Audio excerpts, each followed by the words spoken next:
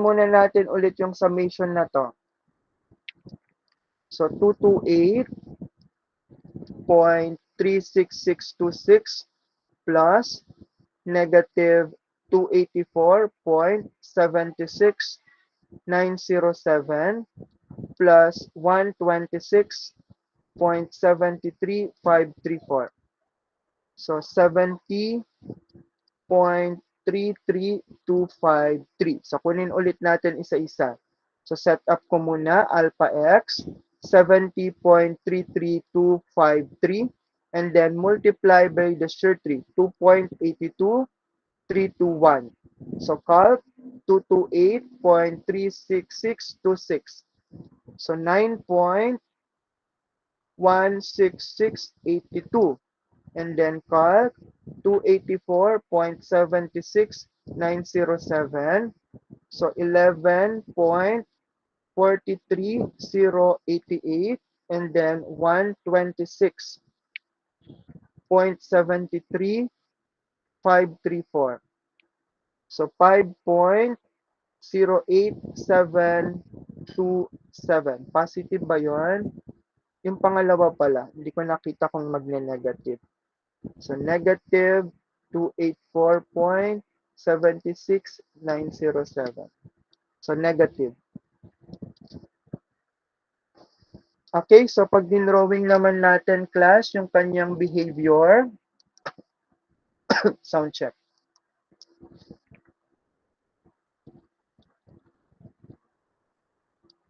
So mode 3,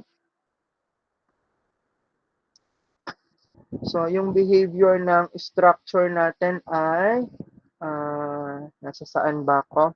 Positive tong isa, no? So positive. So 9.6682, and then negative tayo dito. So negative 11.43088, and then positive ulit tayo dito sa isa. So 5.08724. So ang magiging movement natin dito ay papaganon. Ayan. So this value is yung I natin 3.1. Ito naman ay 3.2, tapos ito naman ay 3.3, which is ito yung mga values niya. Ayan. Okay? So, yan class yung mga movement na mangyayari sa ating structure kapag general spectra yung gamit. Take note, mag-iiba pa yan kasi hindi pa tayo nag-matching sa Philippine setting, yung sa NSCP mismo na pagkuha na to. Okay? So, kung may pasok man next week, yan yung ating gagawin. Okay? Iko-correlate. So again, class, that's all for today. But may I request everyone to please turn on all the cameras for documentation. Mag-a-add lang ako saglit. Ay, magka-capture lang ako ng photos saglit. For a while. For a while lang.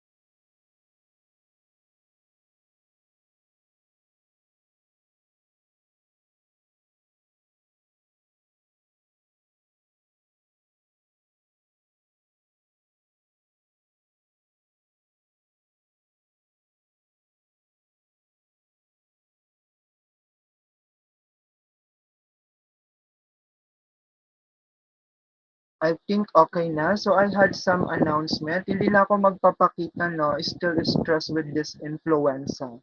Okay, so again, uh, magse-send na ako ng link for the submission ng ating competence. I believe yung 2 weeks, no, is okay na sana yung aking mga makikita doon sa output. And then may announcement na tayo pala ay mag-e-exam ng 3, no?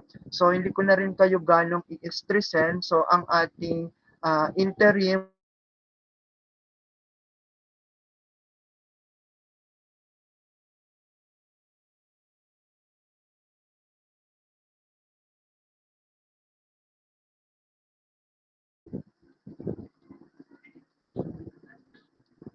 Ayan, sorry na nawala lang ng konting internet ko. Ulitin ko, no?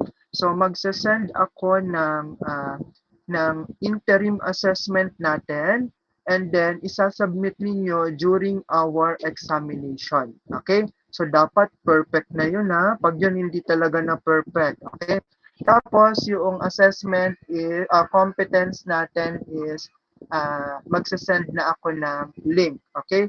So for the meantime, I am not sure, no, kung kaya ko kayong bantayan sa exam. If kaya ko na, go lang naman ako doon. Okay?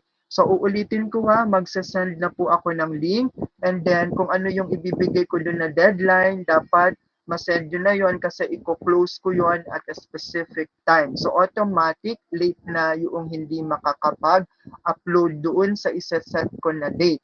And then yung take-home assessment, interim, no? Is isa-send ko rin sa ating page, and then isasubmit ninyo yon during the examination. And also, yung hindi po makakapagbayad sa midterm, so mag-take pa rin po kayo ng midterm examination kahit walang permit, yung pag-encode na lang ulit yung ating magiging leeway doon. Okay? So pag hindi na encode, kayo na ulit yung mag-aayos sa INC na yon sa final completion. So take note, class, iiwasan ninyo na hindi makakomplete ng mga assessment kasi nasa stage tayo ng terminus. So kapag nasa terminus, ang second sem natin is critical kasi nauuna kayo ng timeline, so bawal ma-delay doon.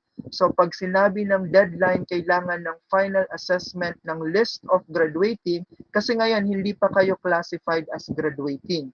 So pag sinabing final list is completed lahat at a specific date. So yung mga hindi pa nagko-complete ng completion sa hydrology, nasisilip na naman po yun, nire-remind ako, so wala akong kasalanan dyan kapag hindi yan na-complete pa. Okay? So, registrar po ang nagsiset na yan. So, meron na lang kayo until next sem to prepare. Pag hindi pa rin, automatic po madidiscredit yung nag-take ng hydraulics nang hindi pumapasa sa hydrology kasi maboboid na po ang hydrology. Isang paalala lang po yun. Okay? So next, yung mga nakapagkuha naman na po, nakapag-completion, double check nyo rin po yung inyong mga portal, yung ating GTI na tayo, no? Yung ating GTI, kung nag-reflect na po yung mga naka-INC. Kailangan ko din yun malaman kasi baka nawala po yung papel ninyo pagpasa sa registrar. Kailangan na po natin iyon ma-verify kasi nagdo-double checking na ako ngayon. Baka pagdating ng second sem, magkakagulo tayo for the completion form. So habang meron pa tayong 1 week, pakisilip na po yung mga may incomplete sa hydrology para makita kung nag-reflect na po siya. Okay? So, yun lang po ang aking announcement. At kung may katanungan pa, you have now the floor for the queries and clarification po. So, please, you are all recognized na. Or kung wala naman, kindly thumbs up para tayo ay makapagpahinga na po. Okay, so kung wala na, so again, good evening. Thank you so much for your presence to this lecture. So again, i-comply lang yung ating mga requirement. And see you when I see you. So next week, hindi ko sure kung may pasok. Di ko pa nasisilip yung calendar ng Perpetual. Okay? So again, thank you so much for your attendance and presence. Thank you po, sir. Thank you, sir.